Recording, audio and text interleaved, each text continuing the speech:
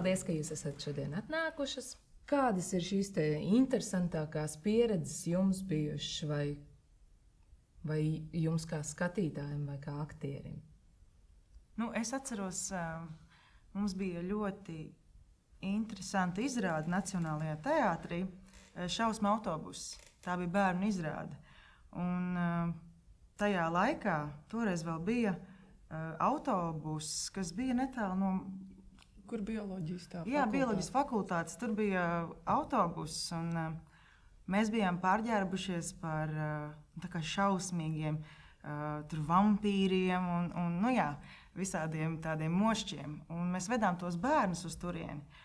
Un es atceros to, cik tas tomēr ir ļoti nozīmīgi uzbūrt vidi un to baiļu sajūtu jau pašā sākumā tiem bērniem. Kad mēs vedām viņus uz turieni, man liekas, tā ir viena no patiesībā visinteresantākajām, ja mēs runājam par vietu, kas nav teātris, skatuve, un kaut kādā tādā interesantā veidā. Jā, mēs vedām tos bērnus uz turieni, un tad, autobusā spēlēt izrādi maziem bērniem, tas varētu būt kaut kas tāds, kas man spilgti palicis prātā. Tad tur pārāk daudz nemaz publikas nevarēja iekļūt tajā. Tie maziņie sēdēja, katrs savā tajā krēsliņā. Baigi interesanti spēlēt. Un ka tev ir visu laiku jātur tā šausmu sajūta. Jo mēs jau kā aktieri zinām to, ka teiksim, ja mēs sēžam pie ugunskura un mēs sākam stāstīt kāds briesmīgs stāsts vai notikums, uzreiz mainās atmosfēra. Katra skaņa citādi. Katra skaņa, mēs klausamies, un to uzturēt ir, tā ir maģija. Kā jūs nonācāt līdz tai vietai tieši, jo sākotnēji bija tāds uzstādījums? Es ielicu tajā izrādē iekšā, Toreiz bija tā kā tik sīk, es nezināju. Es atceros, tur bija starpgadījumi, kā ārā bija ļoti augsts. Jā. Tad tur domāju, ko darīt, jo tas autobus stāv ārā. Bet bērniem ļoti patika. Bet tur bija vecuma ierobežojums, jo, ja bija mazāk bērni, jo nelaid iekšā vecākus, tie vecāki atved tos bērnus. Tas par Ilvas pieredzi. Es tā nevaru atcerēties tādu, vienkārši tas autobus ir tik spilgts, kad es uzreiz, man liekas, vispārējais, ko es varētu stāstīt, nav tik spilgts. Bet man laikam bija, es neatceros, cik gads tas bija apakaļ, 2004. gads. Valentīns Maculēvičs izveidoja savu politisko teātri, kaut kas tāds tur bija. Un sākumā mēs bijām austrumu robežā, un pēc tam mums bija kongresa namā. Bet kongresa namā nevis uz tā skatos, bet kaut kādā tādā telpiņā, kur nebija ne gaismas, ne tumšie aizskari, nekas tāds, un vienkārši tev ir jāspēlē nakts, un nekas neliecina, kad ir nakts. Un skatītāji ir vienkārši visu logu. Tāda kaut kāda konferenču zāle, laikam tā bija vienkārši. Viss ir drausmīgā atbalsī. Mūziku tur, man liekas, pats Maculēvičs laida kaut kādā brīdī.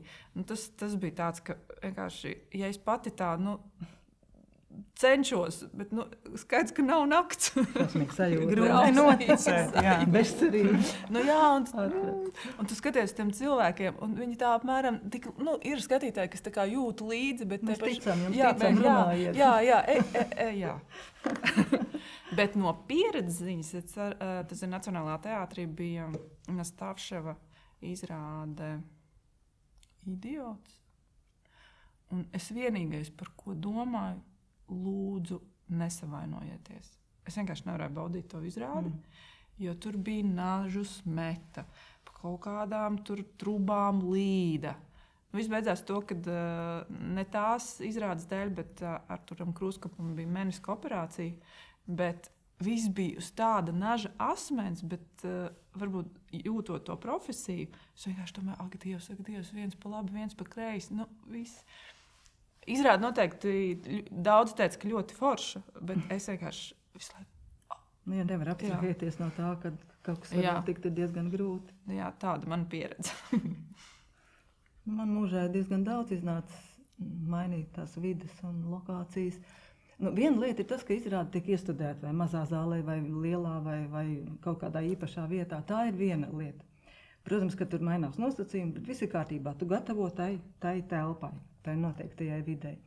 Bet ļoti bieži ir tādi gadījumi, kad uzstājas izrādi kamerzālē, un tad viņi pēkšņi pārceļ uz lielo zāli. Kaut kādu iemeslu dēļ, vai teātra kases problēma dēļ, vai tāpēc, ka ļoti pieprasīti un nevar pietiekami daudz skatītāju noskatīties.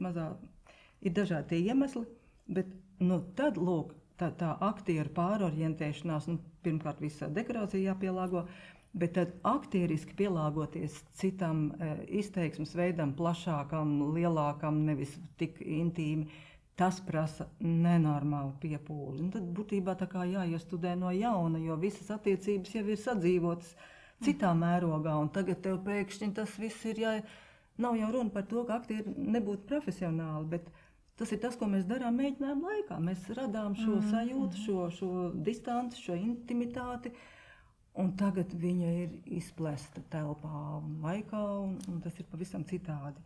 Tā kā reizēm tā izrāda vienkārši izplēna, jo viņa vairs nevar iedzīvoties tajos jaunajos apstākļos, nomirst. Un reizēm ir arī tādi ļoti veiksmīgi gadījumi, kad kaut kā viņi iegūst tādu lielāku elpu un tieši liekas, ka vai dieniņi viņi tieši prasījās būt uz lielākas skatuves. Arī tā ir bijis. Bet vislielākā pieredze, protams, ir tad, kad viena lieta ir, kad iestudēja kādā neatkarīgajā teātrī izrādi, un tad viņi vai, piemēram, braukā apkārt pa Latviju, pa dažādām skatuvēm, un tad tev nemitīgi jāpielāgojas jauniem apstākļiem. Tā atkal ir pilnīgi cita pieredze, kas ļoti norūda. Tad vienkārši tu ar laiku sajūti, ka tu vari jau spēlēt jebkur. Tevi noliks uz galda spēlēt šo izrādi, arī nospēlēsi, tāpēc, ka tu jau vienkārši tik ļoti esi jau tajā situācijā un tēlā, ka tie apstākļi vairs nav tik ļoti nozīmīgi, bet tas prasa zinām laiku. Un otrs ir, kad notiek viesizrādes. Piemēram, kad mēs aizvedām izrādi uz Ameriku, un tad braucām pa dažādām pilsētām un dažādām skatuvēm, kas arī ir bezgalīgi atšķirīgas. Tad arī tu vari norūdīties tik ļoti, jo tās publikas ir nenormāli atšķirīgas. Cilvēki ir pilnīgi citādi, viņi uztver visu pilnīgi citādi, un tā arī ir tāda liela skola, bet ļoti grūta, ļoti grūta skola. Jā, viesizrādes, tas ir Amerika, jā, tieši es sasmaidījos, ka nevar rekvizītus ņemt līdzi, viņu uz vietas ir jāvāc. Un tad ir komis. Jā, un katru reizi ir tā, tu zini, ka tev jābūt tur vēstulītei vai kaut kādai puķītei, un tad ir kaut kāds pārsteigums, un tad tu mēģini, ok, labi, tagad būs tā. Jā, tā, Bet tas ir interesanti, protams, savā ziņā tas ir anekdotiski brīžiem. Jā, te ir līdzīgs gadījums man, kā Esmeralda teica par to, ka izrāde ir uzlikta uz mazās skatuves, un tam viņa pārliek uz lielo. Mums gan nebija tā, ka mēs pārlikām, bet izrāde ir Agana Ģertrūdes ielas teātrī. Mēs braucām viesizrādē uz Siguldu. Un es biju tik priecīga, ka mēs braucam viesizrādē un ka būs lielā zāle, jo es tik sen nebiju spēlējis lielajā zālē. Un tagad mēs uzkāpjam uz skatuves, esmu tik priecīga, kas tas būs pa vērienu. Jo ir tā atšķirība, ka tu spēlē mazākai zālē, tad tur tiešām arī tā intimitāte, tur ir citādāk. Un tad ir tas lielais vēriens, tā lielā skatuve.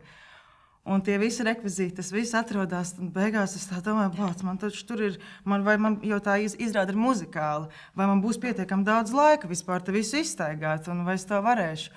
Un jā, es tā kā ļoti labi saprotu, ko nozīmē, ka pēkšņi ir jāspēlē uz lielās skatuves, bet tāpat laikā man ļoti, ļoti, ļoti patīk lielā skatuve un lielā zāle un tas vēriens. Un es domāju, ka arī skatītāji, kas nāk uz lielo zāli, viņiem arī ir pilnīgi cita sajūta. Ienākot teātrī, kad ir tomēr lielā zāle, mazā zāle, tas tā, mēs tā sanākam, tā jauki, tā sasēžamies, tā skatīsimies to brīnumu. Lielā zāle atkal iedod tādu pompu. Man ir, piemēram, spēlēt profesionālajā teātrī, tur ir ļoti daudz privilēģijas. Tev ir frizieris, tev ir kostīmi, tev ir rekvizīti, tev ir apkalpojošais personāls, kurš tev čup. Neatkarīgajā teātrī vai viesuzrādē, kur tu pats esi sev grima mākslinieks, rekvizītors, pats, ko uzvilki, nesagludināto tā ir. Tas, protams, ir tāda komforta līmenī. Bet tie skatītāju atšķirība ir, es nevarētu teikt, ka ir neatkarīgo teātru skatītāji un valsts teātru skatītāji. Man liekas, tur atšķirība, cik ļoti tev patīk teātris un kam tu seko. Jo ir tie tiešām cilvēki, kuri mīl teātri, un viņi ies uz jebkuru vietu un sekos kaut kādām tādām. Un ir tādi, kuriem ir svarīgi būt tajā izrādē, lielajā zālē, otrajā rindā, pirmizrādē. Vai viņi ir sliktāki vai labāki kā skatītāji, vai viņi dod mazāk enerģijas vai vairāk enerģijas, tas jau, man liekas, tas no tā visa kopuma rodās. Bet es nevaru tā pateikt, vai tas ir mīļāks vai labāks skatītājs. Vienkārši visi skatītāji jau ir mīļi, bet es tā varu noraksturot starp mazo teātri un lielo, ja mēs tā varam teikt. Jā, runājot par to atšķirību, ka profesionālā teātrī ir ļoti daudz cilvēku, kas par dažādām jomām ir atbildīgi, tu jūties aizsargāts. Zināmā mērā tu jūties tādā drošībā, jo tev kādu daļu no tava darba noseks un parūpēsies par kaut ko. Neatkarīgā tā nav, tas viss ir tavā ziņā. Un arī ne tikai tādēļ, arī kaut kā man liekas, ka man ir daudz lielāka atbildības sajūta tajā neatkarīgajā teātrī, tāpēc, ka es jūtos daļēji atbildīgi arī par to, kas ne tikai mani kā aktrisi skar, arī par to, vai tā skatuve ir kārtīgi uzbūvēta, un vai te nebūs problēmas, un vai skatītāji redzēs, un man vienmēr liekas, ka es aiziešu, pārbaudīšu no visām vietām un visiem stūriem, visu var redzēt. Jo bieži vien par to vienkārši nepadomā, ja, cilvēki. Un man liekas, ka tas ir ļoti nepiedodami. Ja cilvēks ir nopircis biļeti, viņš ir atnācis uz izrādi, viņam ir jāredz tas, ko viņš ir atnācis baudīt. Un ja viņam vienkārši ir fiziski šķēršļi, tas ir kaut kā nelāgi. Man liekas, grūti pateikt, kura skatuve man ir mīļāka. Man patīk savā ziņā visas, tāpēc, ka katrai skatuvei ir savs vēstījums, sūtījums un arī sava lugu izlase. Tu nevari katru lugu spēlēt jebkurā vietā. Principā jau var, bet tomēr viņas kaut kā tā prasās vai no lielākai auditorijai vai mazākai. Mazajā man stipri patīk tā tuvības sajūta ar skatītājiem un tā intimitāte. Man sākumā viņa biedēja, kad es vēl nebiju pie tās pieradusi, bet man ļoti tomēr patīk, ka tik tieši ir tā sajūta, ka tu pilnīgi fiziski sajūti, vai viņš saprot, ko tu saki, vai viņš tagad novērtēja to frāzi, vai viņš to saprata, vai ne, viņam pagāja garām. Tur ļoti var to izjust momentā. Mēs ar Mežagulbiem pat esam viesojušies mazajā Mežotnes pilī. Mēs spēlējām izrādi. Jā, tā atkal ir pilnīgi cita lieta. Tur ir vajadzīgs speciāls mēģinājums, lai pielāgotu to izrādi, jo ja tev ir jāzina, vai tu paspēsi aiziet līdz tai skatuvei vajadzīgajā mūzikas intervālā vai nē. Jā, tas ir interesanti. Tā sajūta ir brīvdabā tāda, ka viss tā enerģija vienkārši pazūd. Viņa tā tepat kaut kur paliek un tā neaiziet, jo nav tās telpas pretestības. Ja? Tu zini telpā apmēram, kā rīkoties un kā sūtīt. Un tā brīvdabā liekas uz visām pusēm. Viņa tā aiziet un tā nokrīt. Diezgan sarežģīti. Mūziklu vieglāk, protams, vai ne? Tur mūzika padara savu, dziedājums izdara savu, bet tas kaut kādā veidā neietekmē arī to aktieru spēli? Jā, tu esi tā kā izšķaidīts, tu nevari savākt to uzmanību un to enerģiju, un tas arī nav iespējams, jo tie cilvēki tur dzīvo tādu nekontrolējamu dzīvi, tur bērni skraida un suņi reja un kaķi staigā, un tu to nevar kontrolēt, un viens to nevar īsti kontrolēt. Un varbūt arī nevajag, jo tas ir pasākums pats par sevi. Es domāju, tāpat kā visi tagad šausminājās par to, ka dziesmu svētkos cilvēki staigā iekšā ārā, bet mīļie, paklausieties, 11,000, 10,000. Kā tas ir iespējams? Nav. Vienkārši nereāli. Tas nav iespējams. Un turklāt koncerts tomēr bija 4-5 tieši stundas. Tas koncerts ir nereāli. Bija stundu garāks. un tas viss notika pietiekami korekti, jo dziesmas laikā neļāva staigāt, apturēja. Viss bija ļoti labi. Maksimāli iespējami uzmanīgi tas viss notika. Tā kā, ko darīt. Bet par brīvdabas izrādēm runājot, man ir skrodardienas Silmačos pieredze, bet es skatos uz tā teikt iepriekšējo iestudējumu, kur aktieriem vispār bija ierobežots, ka viņi stāvēja pie mikrofoniem un runāja to savējo. Jo, ja mēs tagad skatāmies, ka Dūdars bija Ģirds Jakauļevs un Astrīda Kairiša bija Antonija, viņi vienkārši stāvēja viens pretī otram un runāja mikrofonos. Nu, labi, tur kamera ir tā kā nofilmējis, bet un tur vienkārši kaut kur tur sēž pļavā cilvēki. Un, jā, tā bija. Tā kā tagad jau tas ir vai cik labi. Jā, jo tagad visiem mazie mikrofoni klāt. Kusties kā gribi, jā. Pareizi, es par to pat nebiju iedomājusies par apskaņošanas iespējām, kā kādreiz bija. Vai arī tad bija droši vien vēl sanāk, bija vienkārši ar savu balsi, cik liela un plaša un spēcīga ir, un bez mikrofona tad. Un tas jau arī vairs nav, kā tur nospēlēt tās attiecības. Kā lai tevi dzird vienkārši pēdējā rindā kaut ko. Lokātiski iznāk.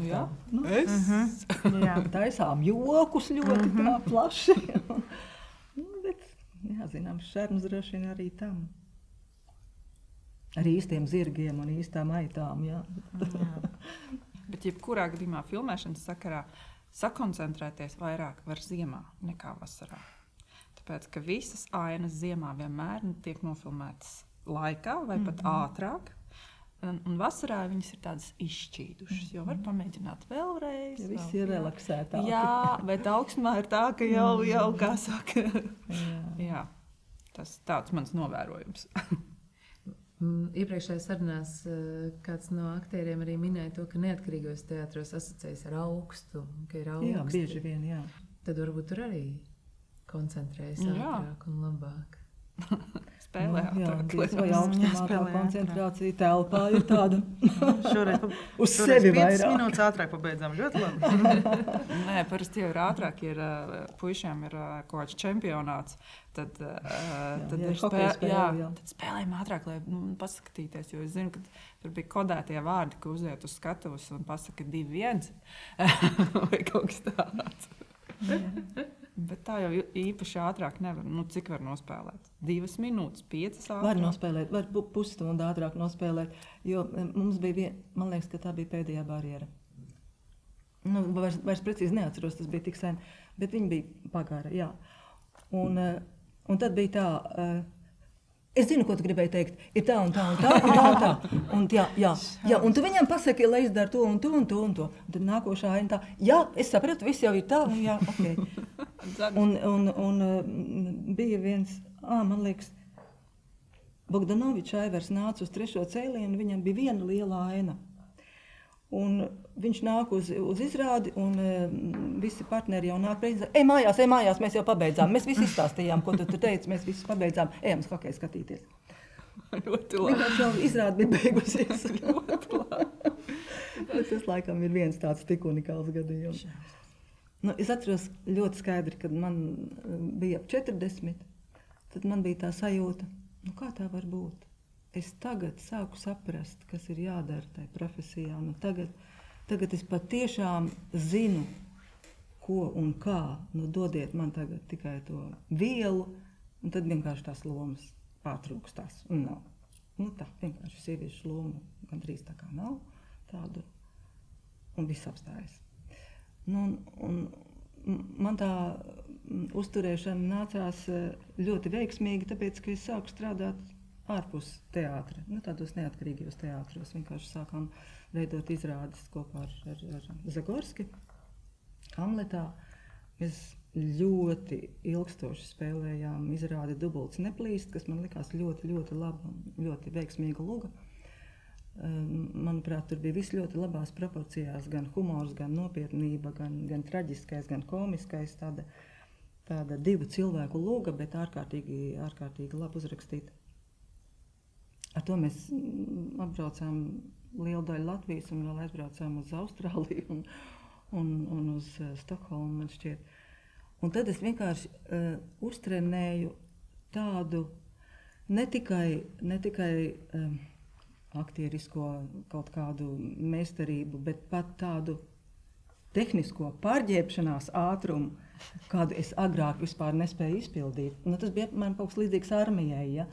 Dažās sekundēs tev ir jānomaina tērps un jābūt atkal uz skatuves un attiecīgajā emocionālajā stāvoklī. Un es no sākuma domāju, kā to var izdarīt, tas taču nav iespējams. Bet pamazām mēs uztrenējāmies tā, ka vienkārši gāja tā kā pēc reglamenta. Un es izjūtu tiešām zināmu baudu no tā, jo es sapratu, ka es nekad savā teātrī nebūtu šādu praksi dabūjusi un tādu iespēju. Un es biju ļoti gandarīta par to, tiešām. Tā kā nākas kādreiz pašām drusciņ piepūlēties un meklēt kādu iespēju uzturēt sevi jau. Tā aktieru profesija, tas ir dzīvesveids. Uz katra stūra mēs sanāk trenēties. Jo es esmu daudz domājis par šo, kā uzturēt sevi formā, kas man jādara. Jo ir taču basketbolistam, ir viņa bumba un grozs, no rīta līdz vakaram, driblē, met grozā. Pianistam, viņam ir klavieris, ej cauri gammām, strādā, ko aktierim darīt. Un, tad es nonācu pie tā, ka es sapratu, ka es nevienu dienu savā mūžā, kopš es esmu aktris, es neesmu tā vienkārši nodzīvojusi. Es katru dienu esmu kaut ko paņēmusi tieši profesionāli. Es nevienu filmu nevaru noskatīties, ja man vienmēr manī notiek analīze. Gan aktieru meistarības ziņā, gan kā veidojas stāsts, kas tiek izcelts, par ko tas bija. Ja ir pavisam labs aktieriskais garstāvoklis, tad es izēju no mājas ārā tā, kā es parasti neizskatos. Es uzvedos tā, kā es parasti neuzvedos. Es satieku seju uz vietām, kuras parasti neeju. Es cilvēkiem stāstu par sevi lietas, kas nav taisnība. Un vienkārši priekš manis tā ir izklaide. Un arī tāpat laikā es pēc tam jūtos vienkārši brīnišķīgi. Jā. Tas nospēlēs savu lomu. Jā, es jūtos nospēlēs. Tas ir interesanti, jā. Tā kā aktierim dzīve nevar būt garlaicīga, man šķiet. Tāpēc, ka tas visu laiku tu nepārtraukti iekustina kaut kādas atkal jaunas, tu vari uztvert jebkuru teikumu, kā tev pasaka. Cilvēks, tu viņu var uztvert citādāk, tu vari izvēlēties, kā tu vēlies to uztvert. Tieši tāpat, kā mēs veidojam savas lomas, un mēs katrs, izvēlamies, kā uztvert to, ko mums saka, un arī, tas, ko mēs sakam citiem. Kaut kā tā. Kad es biju repertuāra teātrī, tad man pēc katras vasaras sezonas likās, ka es vispār neko nemāku, es vispār neko neatceros, man es esmu balta lapa, un kā tad es varēšu. Man bija ļoti ilgs tāds kurbulēšanas periods, bet tagad, man bija kursa vadītājs Pēters Krilovs, mums vispār viss sastāv tikai no novērojumiem. Tad, protams, pilnīgi kaut kādās, tādās situācijās, kas ir, traģiskas, tu piefiksē kaut kādas lietas, lai tas vēlāk noderētu. Bet tā kā man ir citas lietas vēl, ko es daru, un tas aktieru profesija ir, kā jūs teicat, tā ir tāda man saldējs ēdiens, kad es varu kaut kur paspēlēt vai nofilmēties. Es īstenībā laikam tā dzīves pieredze ir tas, es tādā formā, es gribētu iet uz trenažieru zāli un, visu kaut ko tādu, bet neatliek laika. Bet es arī, protams, kad es skatos savu kolēģu vai kursa biedru darbus, es vienmēr vērtēju, kā es to būtu darījusi. Jebkurā lomā ir kaut kādas lomas, kuras vienkārši skatos aizgrābt un kad neko pielikt, neko atņemt, bet, piemēram, šajā lomā, kāpēc viņa tur ņem tā? Vai kāpēc viņa, bet es nezinu, vai tas kaut kā uztrenē manu aktieru meistarību vienkārši sēžot un skatoties. Tas ir līdzīgi kā skatoties jogu un tev liekas, ka tu jau jogo. Bet, kas man liekas ļoti labs vingrinājums, un es nezinu, kāpēc to nedara daudz režisori, es zinu, ka to Gaļina Poļščuk ir darījusi, ka viņa, piemēram, vienā iestudējumā pēkšņi samaina lomām. Vīrieti ar sievieti. Tu tagad, es nezinu, Romeo, tu esi Džuljeta. Un viņš tajā brīdī, saprotot, ka viņš nespēlēs nekad Džuljetu, jo viņš ir Romeo, viņš izdara kaut kādas tādas lietas, kas daudz brīvāk un drosmīgāk. Jā. Un tad ir tas, ko tu vari paņemt. Un man liekas, ka vispār vajag ik pa laikam samainīties, jo arī kaut kāds kolēģis dara. Un tu liekas, kāpēc tu nedari tā? Varbūt, ka viņam ir cita pieeja, bet varbūt, ka viņš kaut kā netiek tam klāt. Te ir tā rādīšanas, savā ziņā rādīšanas lieta, ja tu rādi būtību, tad tu drīkst parādīt priekšā. Jā. Ja tu rādi paņēmienu, piegājienu kaut kādu, tad nevajag rādīt priekšā. Jā. Jo tad tas tā kā aizvaino otru. Kā es tā tagad darīšu, es tā nejūtu, es jūtu kaut kā tā savādāk. Jā. Bet ja tu parādi to būtību tēla, tad ir ok. Un tad arī palīdz. Man, piemēram, palīdz. Jā, man arī noteikti palīdzēja. Tāpēc, kad es esmu kaut kādos tādos līdzīgos aktieru meistarības treniņos bijusi, bet es domāju, ko tad es tur ņēmos? Tur vienkārši čips un viss. Jāapsēžās. Un tas uzreiz parāda visu to. Jā. Un par izrādēm runājot, man liekas, ka es esmu ārkārtīgi naivs skatītājs. Tad, ja izrāde ir ļoti laba, es vienkārši eju līdz viņai neapzināti. Es vienkārši ļaujos un ieplūstu tajā izrādē un vienkārši esmu tur iekšā. Un analizēju, varbūt pēc tam, varbūt vispār pat neanalizēju, jo vienkārši esmu saņēmusi kaut ko no tās izrādes. Bet ja izrāde ir neveiksmīga, tad gan es visu analizēju. Un tad es vienkārši redzu katru nepareizu kustību, katru reakciju, kas nav atbilstoša un visu laiku domāju, kā vajadzētu. Tas lūk atšķir, ja izrāde ir laba. Tad man atslēdzas mana kritiskā domāšana. Man liekas, ja ir tāda īpaši laba, tad paldies Dievam, ka es tur nespēlēju. Tas gan, jā, tas nav tā pārāk komplementāri, bet jā. Bet nē, kā, arī mēdz tā būt. Protams. Man kā cilvēkam, kuram vienmēr interesē arī tie stāsti, man bija interesanti uzzināt, kā jūs, ko jūs tur tajā izdarījāt tādu savādāku, un kā jūs sagaidījāt to savu īsto uznācienu, savu īsto to stundu? Jums pat ir tādas vairākas, jo arī ar Putvēņiem tas ir kaut kas leģendārs vienkārši. Jā. Vai tiešām tur vienkārši ir tik vienkārši paveicis visi apstākļi īstajā brīdī? Domāju, tur ir sakrīt. Es domāju, tā ir sakritība. Jā, tās sakrīt viss kārtas partneri. Tas materiāls ir tādi partneri un ir tāds režisors, kurš, teiksim, ļauj tev tā izpausties, nevis saka, nē, tā nē. Un, ja, piemēram, režisors man būtu mīcījis kaut kā pilnīgi citādi, kaut kādā citā veidā, es pieļauju, ka tā varbūt būtu bijis neveiksme, ja? Jo kaut kā mums ārprātīgi sakrita visas tās uztveres. Gan režisoram, gan mums, aktieriem, un tad, ja tas ir tā, tad liekas, ka visi strādā pilnīgi vienā virzienā, un tad viens otram palīdz, kamēr tas celiņš aiziet tieši tā, kā vajag. Un tā ir tāda sakritība, jā, tā ir tāda laime. Vienkārši izkrīt laime. Kaut kāds zvaigžņu stāvoklis, ka tieši tajā brīdī tas ir. Tas ir tāds veiksmes stāsts, tas nav. Tu tur vari būt, kā tu nevar ieplānot, tu nevar neko veikt iepriekš, lai tā būtu. Var cerēt, ka izdosies, ka visi komponenti sakritīs, bet tas atnāk. Tas tā kā ar mīlestību ir. Jā. Jo, piemēram, Tēvs nakts sakarā tur vispār bija pilnīgi savādāk. Tur bija cits nosaukums, tur bija viss caur bērnu acīm. Un tad, kad sākās filmēšanas process, tad vienkārši sapratu, ka viss ir savādāk. Tā kā arī to paredzēt nevarēja, ka tas viss tur tā sakrita. Un montāža vēl, protams, tas ir pavisam cits. Kā filmā tev ir pilnīgi cits stāvoklis, un tev jāiedublē, ka tu saki pilnīgi pretējo. Un tu tur vienkārši nesaproti, kāpēc tur stāv tāda aita, lai gan tu saki priecīgi, bet filmējot bija bēdīgais notikums. Tā kā es īstenībā esmu ļoti paškritiski, un es skatos, man liekas, ārmās, ko es tur kas tur tāds ir? Es nevaru paskatīties. Tad es no otras istabas skatos vienmēr. Bet es arī neskatos. Ir tā, ka es esmu noskatījusies 2 reizes Tēvs nakts pirmizrādē, un bija man reģionālā kaut kāda pirmizrāde. Es viņu neesmu arī skatījusies. Bet bija ļoti labi. Ļoti labi.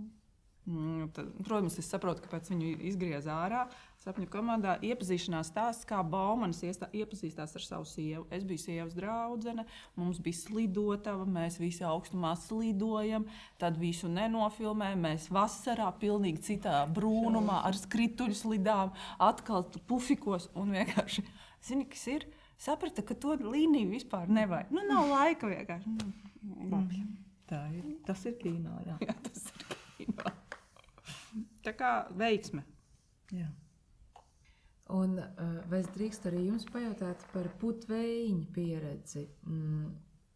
Tas ir baumu līmenis, protams, bet es esmu dzirdējis tā, ka jūs pēc Putvēņiem esot tik ļoti asociēti ar to baiviņas lomu, ka jums bija grūti, pierādīt sevi citās lomās. Vai tā ir taisnība? Protams, ka man bija grūti. Es ieeju telpā un es redzu visu. Protams, ziniet, kaut kādā mērā jau tas ir patīkami līdz zināmai robežai. Ja? Tu neesi nepazīstams pirmkārt. Ja? Tev jau ir kaut kāds jau tāds tā kā handikaps. Tevi pieņem, teiksim tā. Bet, un tad man bija tā, ka man studiju laikā vienkārši gribējās izdarīt kaut ko pilnīgi stulbu, muļķīgu, pilnīgi pretēju. Es nezinu, kaut kādu palaistuvi nospēlēt. Lai vienkārši pateikt, ka, ziniet, es neesmu tikai tāda, ja es varu būt tāda un vēl citāda un vēl kaut kāda. Vienkārši tā nevar to teikt, ka tāds apnikums, bet es, protams, speciāli ņēmu visādas tādas fragmentus, lai būtu kaut kāda daudzīšanās, kaut kāda ārdīšanās. Un tas no vienas puses ir smieklīgi un stulbi, un ar gadiem es sapratu, ka nevajag šausmīgi pretoties tam, kas tu esi pēc ampluā, jo ne par velti tu kaut ko atgādini un kaut kas no tevis staro. Ne par velti katram ir kaut kāds tēls. Ja? Protams, pilnīgai vienveidībai neviens nav gatavs, bet kaut kādas robežas katram ir. Izņemot tos ģēnijus, kuriem nav. Ja? Ir tādi daži pasaulē. Bet tad, kad es to sapratu, es domāju, man jānovērtē, ka tā ir kaut kāda zināma kvalitāte, kas manī ir, un man ir jāpieņem, ka tas ir tas, varbūt labākais manī, ko visi varbūt grib redzēt. Nevis to pretējo, kas man liekas interesanti. Bet tad, kad es tā nomierinājos, tad es arī varēju ar prieku un garšu dažas komēdijas nospēlēt, kas man tiešām sagādāja ārkārtīgi baudu, kā piemēram ne tāds kā visi citi, kur man bija maza lomiņa, burtiski epizodiska, bet man viņa tik ļoti patika, jo tas atkal bija tas gadījums, kad es absolūti sapratu, ko tā sieviete domā un kā viņa jūtas un kā viņa izpaužas. Protams, ka tas vienmēr ir sarežģīti, kad ir tāds liels kaut kāds darbs pašā sākumā un cilvēki tevi no tā arī pazīst. Tad ir ļoti grūti. Bet lielākoties tāpēc, ka ir jāpārvar šis pieņēmums, šis aizspriedums, tas, ko no tevis gaida, tāpēc ir tā lielā grūtība. Tu jau varētu arī kaut ko citu darīt, tikai viņi saka, oi, viņa tā. Kāpēc? Jā, tā taču nav baibiņa, jāizskata viņa šitā te. Protams, ka tas bija sarežģīti, jā. Bet man liekas, ka tās labās lomas vienmēr ir tik grūti spēlēt. Jā, jo tādas maitas... Viņas ir tādas ieplākšņainas diezgan. Jo tās maitas, tev ir visādas gradācijas. Tu visu kaut kā tur var arī izpildīt. Jā. Labai, tev vienkārši, pūtvēņu baivi. Es vienkārši skatījos, tagad uz pūtvēņu iestādējumu teātrī Senko. Es domāju, ak, Dievs, cik grūta loma. Jā, ir. Tā kā tu visu kaut ko dari un... Kamēr tu tur nedabū to iespēju tai darbībai, tai iekšējai darbībai, un tad ir viss kārtībā. Ja tu viņi dabū to vilkmi, tad ir labi. Tā kā, man liekas, es atbrīvojos pie zelta zirga. Jo tad, kad es domāju, atkal zelta zirga. Un tad kaut kā Arnis Ozols ļoti viņa kaut kā tā skaudri un skarbi iestudēja, un man tas tik ļoti patika, un man tā palīdzēja, un tad es sajūtu, ka man nav nekāds zilais tēls tur jāspēlē, bet nevar to tā vārdos izstāstīt tik vienkārši, bet kad tev uzliek uz tām pareizajām sliedēm, tad dabū vienkārši pamatu arī gaišajos tajos simboliskajos tēlos. Viņi, protams, tā šķākā tā ir tāda simboliski, bet tad tu dabū to serdi viņā, un tad tu vari uz viņas balstīties, un tad viss kārtībā. Un kā ir pēc tam uz skatos jums, ka jūs bijāt pūtvēņos arī uz skatos? Tas atkal pavisam savādāk. Tā pilnīgi cita lieta. Es galvenais atceros to brīdi, kad man vajadzēja vienā izrādē aizstāt Māris Ķemelis iestudējumā Baibiņas lomas tēlotāju, kur bija stāvoklī tajā brīdī. Jā, bija tāda viena izrāde, un viņai noteikti vajadzēja parādīt, tāpēc, ka laikam kaut kāda komisija tur skatījās, kaut kas bija tāds, ka obligāti tā izrāde ir jānospēlē. Un tad man pretī bija Aigars Vilims, Uldis, un tas viss pilnīgi citādi, un tāds skarbi un tieši, nekas tāds vairs tik romantisks kā tajā filmā, zināmā mērā, man tas bija tik interesanti.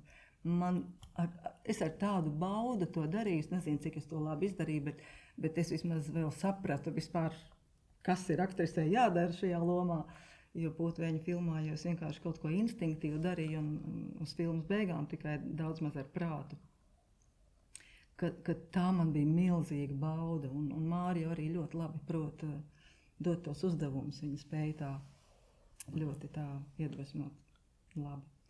Un ja jūs domājat par šo pūtvējiņu izrādi, tad man vienkārši, es to uztvēru kā vienkārši lielu godu un kā tādu cieņas apliecinājumu, kā tas jau arī, protams, ir.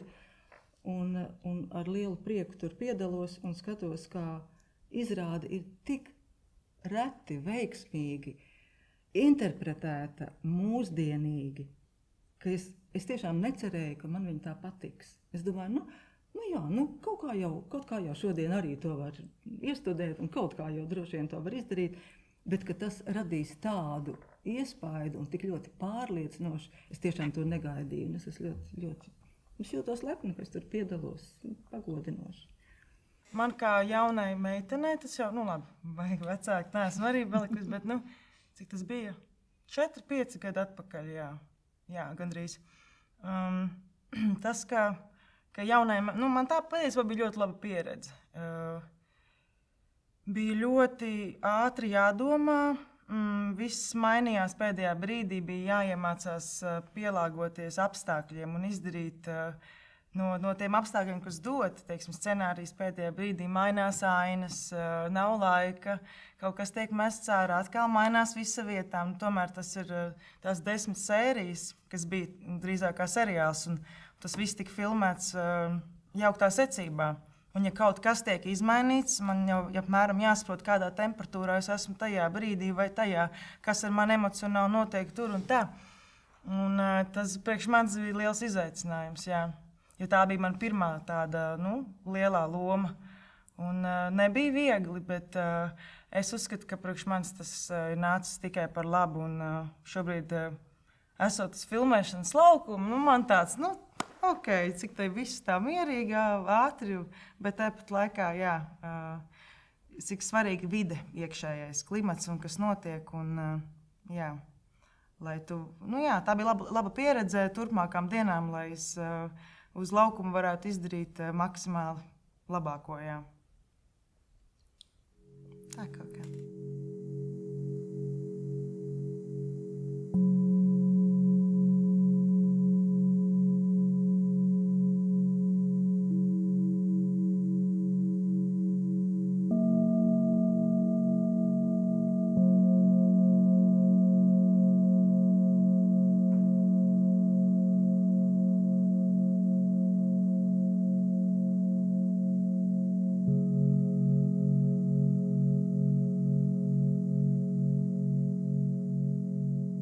Strādājis 10 gadu Nacionālajā teātrī, un mēs esam cīnījušies par jebkuru skatītāju.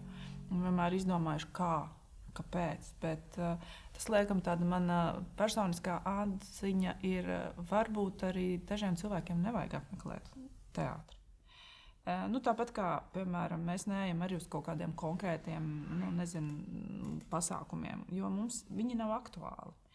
Un to kultūras mīlestību, mākslas mīlestību var iemācīt, man liekas, ka tā ir tradīcija. Manai ģimenei bija dēls teātra abonements. Mani vecvecāki strādāja administrācijā, dēls teātrī. Es esmu saistīta ar to, un man tas ir no bērnības. Piemēram, citiem, ja skolotāja skolā ir aktīva un ved bērnus uz teātri vai par mākslas kaut kādiem notikumiem interesējās, un ja to bērnu iemāca, viņam tas patīk, un viņš aizdomājās, ko viņam tas nozīmē, vai kā palīdz, vai kā nepalīdz. Un mums no Nacionālā teātra bija tāda izbraukuma izrāde, kas ir teātris. Mēs braukājām. Un mēs vienkārši jautājām tiem bērniem, paceliet roku, kurš nekad nav bijis teātrī.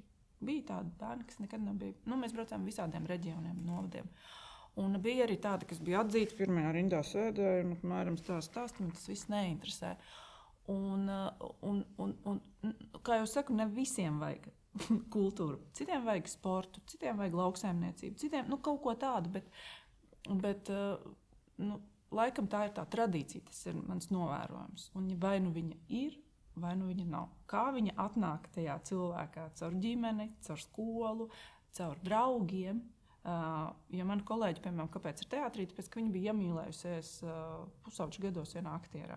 Gāja uz visām izrādēm, un tā viņi iemīlēja teātri. Tā kā katram tas ceļš ir savādāks, un nevajag dot iespēju vai tā kā lūgt. Man tā šķiet, par katru cenu ievilkt. Jā, jo viņam viņš atnāk, un viņš ir nelaimīgs. Jo es, piemēram, skatos zālē sievietes, kas atvilkuši tos vīrus. Vienkārši tas ir zeme atveries.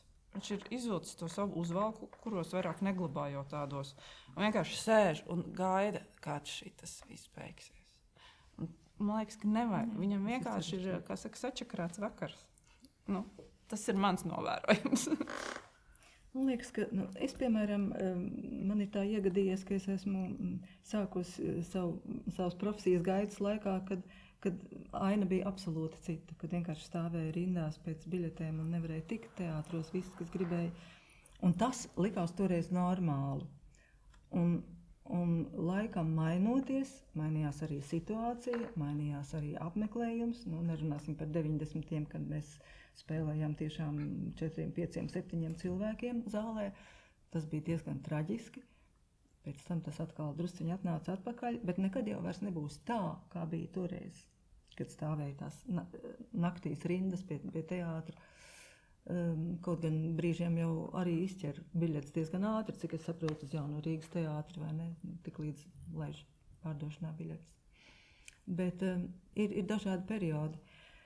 Es domāju, ka tas laiks mūs drusciņi izlutināja, un mums joprojām liekas, ka visi cilvēki ārkārtīgi alkst pēc mākslas un kultūras, un diemžēl tas neatbilst patiesībai, jo pēc pētījumiem laikam ir 2% cilvēku, kas regulāri apmeklē teātri. Tas tajā pētījumā nebija minēts. Bet... Es esmu dzirdējis skaitli 2%, un tas man pirmajā reizē arī ļoti šokēja. Likās, nevar būt. Bet ar laiku es satieku cilvēkus arī, savus skolas biedrus un paziņus no jaunības laika, kur samērā nekautrīgi saka, tu zini, es pat neatceros, ka es esmu pēdējo reizi bijis teātrī. Un tā skatās uz mani un domā, kā tu reaģēsi, ja? Un mana reakcija ir tāda, tiešām, žēl man tevis, bet, ja tev tā ir labāk, tad dzīvo tā, ja? Un es neuzskatu, ka to būtu jālepojas. Es arī neuzskatu, ka to būtu šausmīgi jākaunas, jo, ja viņam tā ir labi, lai viņš tā dzīvo, bet iespējā to arī vajadzētu lepoties. Ļoti sarežģīti. Katrā ziņā es būtu ārkārtīgi nelaimīgi, ja man vairs nebūtu pieejama kultūra kaut kādās tās izpausmēs, jo es bez tās vienkārši nevarētu eksistēt. Es nezinu, kā lai es barojos, kā lai es savu garīgo dzīvi turpinu, ja man nav šo impulsu, ja man nav kaut kāda jauna tēma, par ko domāt un risināt un apspriest.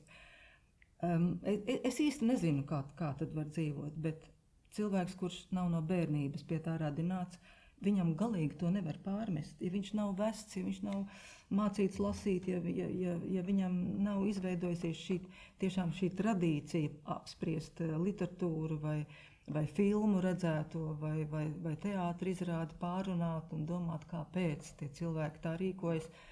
Man liekas, ka tas tik ļoti atvieglo dzīvi, ja tu vari noskatīties kaut kādu paraugu un pēc tam saprast, kungs, es taču arī tā kādreiz daru ārprāts. Nē, nekad vairs, ja? Tad, kad tu no malas uz kaut ko paskaties, ir taču daudz vieglāk mācīties nekā teorijas kaut kādas apgūt. Mums nepatīk, kad mums stāsta teorijas. Nedari nekad tā, dari tā. Mēs taču to negribam dzirdēt, ja? Mēs gribam redzēt kādu skaistu stāstu, kurā mēs saprotam šo notikumu attīstību un saprotam, kāpēc notika tā un kāpēc ir tādas sekas. Bet, ja cilvēks nav radināts šīs zīmes pazīt, viņam nav tas alfabēts. Man ir tāda režisora, kur izrādes, es nespēju skatīties, jo es to alfabētu, man tas ir svešs. Es vienkārši neprotu tās zīmes lasīt. Es noskatos, saku, es redzēju. Bet es nevaru pateikt, vai tā izrāde ir laba vai slikta, vienkārši tā nav mana. Es viņu nespēju vērtēt. Tāpat ir arī tiem cilvēkiem, viņiem kaut ko citu droši vien vajag. Mēs esam dažādi, atšķirīgi, mums ir jāmeklē katram savs. Bet man ir ļoti skumji, ja cilvēkam nav parādīts bērnībā ka ir tāda iespēja. Tu vari iegūt no šī, tu vari iegūt no tā. Ir dažādas jomas dzīvē, ar kurām tu vari bagātināties. Tev nav obligāti jāstrādā tajās jomās un pašam jāizpaužas. Tu vari no viņām kaut ko gūt. Man ir viena doma, kā to iespējams. Jo man šķiet, ka pagaidām vismaz Latvijā nav tik attīstīts mārketings saistībā ar tieši kā reklamēt izrādes. Jo arī teiksim, kaut kādi jaunieši bērni, viņi ļoti daudz laika pavada telefonā, principā visu laiku. Un man šķiet, tā ir brīnišķīga iespēja taisīt ļoti jaudīgus video rullīšus par izrādēm. Es nerunāju par video rullīti, kur aktieris pastāsta, kas ir šajā izrādē, kas te notiek un ko es spēlēšu. Vai arī tur, piemēram, kaut kādi mazi fragmentiņi no izrādes, bet ka komanda ir padomājusi arī par to, kā uzfilmēt video, ko pēc tam palaist internetā, par ko ir izrāde. Arī ļoti radoši pieejami, kā uztaisīt video par to, par ko ir izrāde, un tad viņi palaist. Un tam ir jābūt dinamiskam, interesantam un ļoti aizraujošam video. Un iespējams, ka es domāju, ka mūsdienās tajās platformās, kas tagad ir pieejamas un ko cilvēki lieto, tā būtu diezgan laba reklāma teātrim. Kāpēc tu iestājies aktieros? Kāpēc es aktieros iestājos? Kāpēc tu izvēlējies šo profesiju? Jo man ilgu laiku cilvēki teica, ka man ļoti labi sanāk, ka man tas ir jādara. Jo es arī kopš bērnības, man neviena minūte man dzīvē, tiklīdz man bija garlaicīgi, es prātā izdomāju, kā man padarīt šo mirkli interesantu.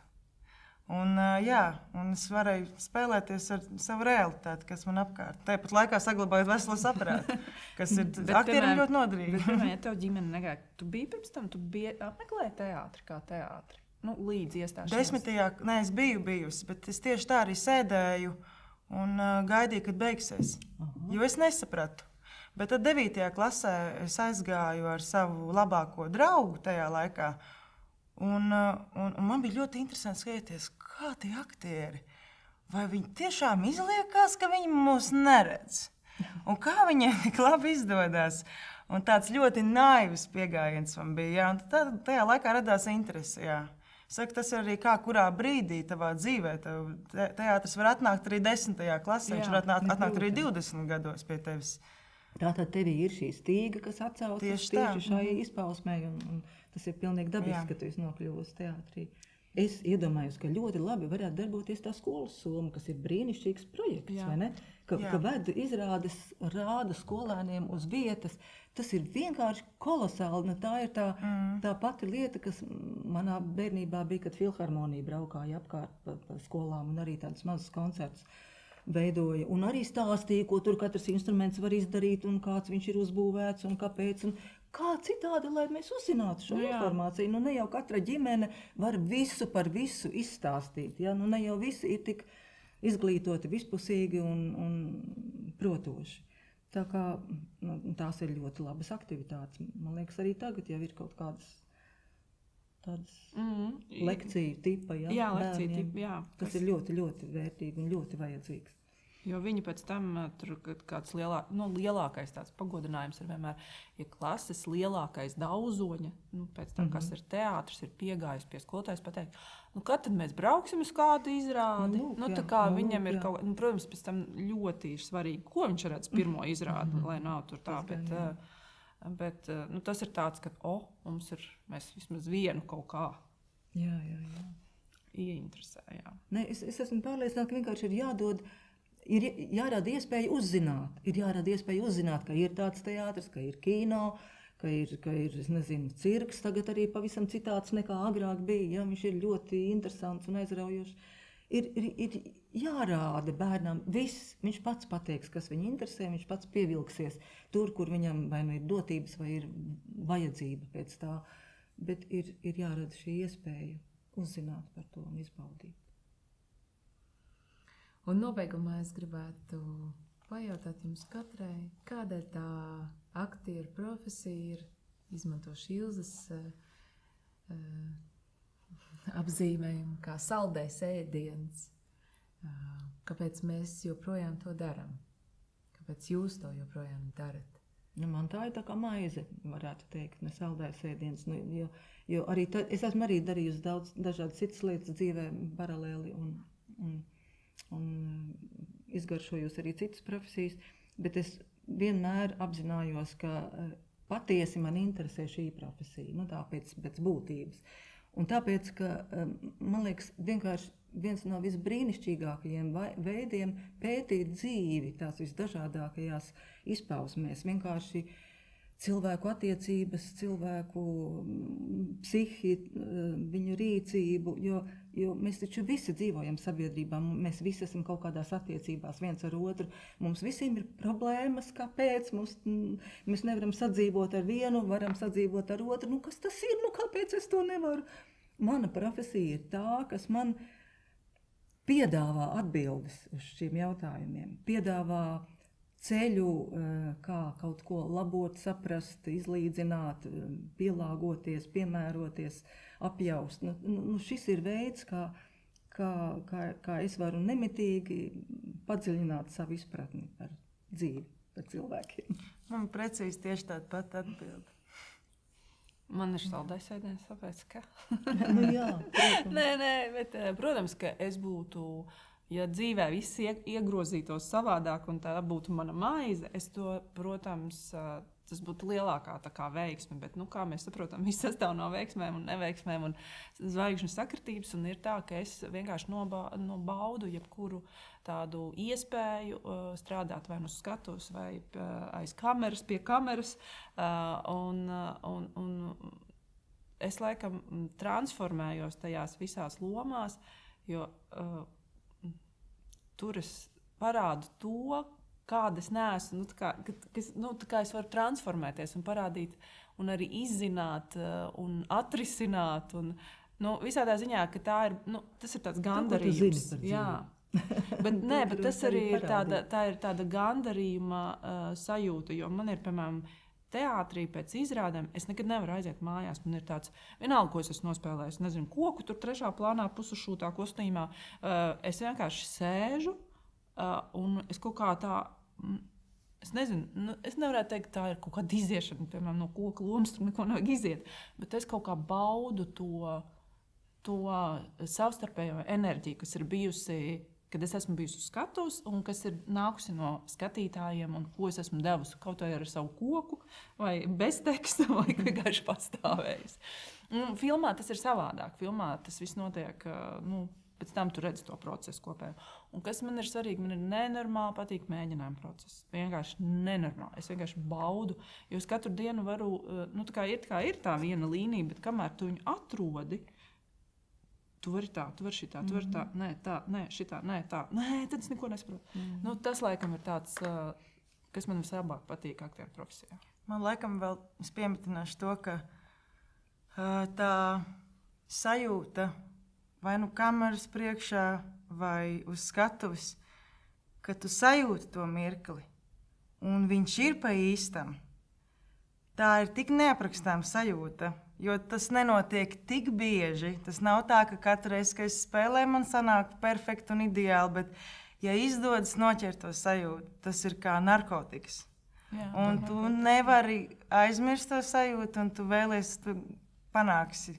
Tu darīsi visu, lai tu atkal varētu iedzīvināt to mirkli vēlreiz. Tāda tā kā sapratnes sajūta, tā kā saprašanās ar publiku, ar partneri, kad jūs saprotat viens otru, kad pieņemat. Tā frekvence saslēdzās. Jā. Tas tā kā dziesmu svētkos, kad visi raud un dzied, un visi smējās. Kas jums tur notiek tāds? Vienkārši to nevar pateikt. Tā sajūta. Tā ir, tas tā ir. Paldies jums, paldies, ka jūs atnācāt, dalījāties. Paldies arī skatītājiem, klausītājiem. Lai mums veiksmīgi arī turpmākā mūsu attīstība, mūsu dzīve un mūsu karjeras iespējas. Paldies, lai tā notiek. Paldies.